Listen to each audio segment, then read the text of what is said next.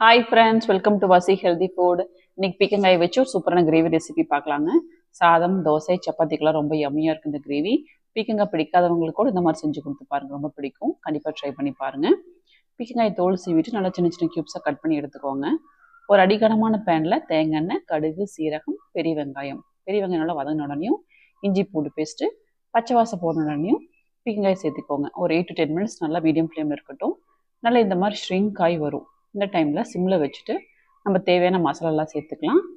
மல்லித்தூள், மிளகாய்த்தூள், மஞ்சள் தூள், கரம் மசாலா சேர்த்துட்டு ஒரு 2 மினிட்ஸ் சிம்லேயே இருக்கட்டும். தேங்காய் பால் நல்லா திக்காக எடுத்து சேர்த்துக்கோங்க.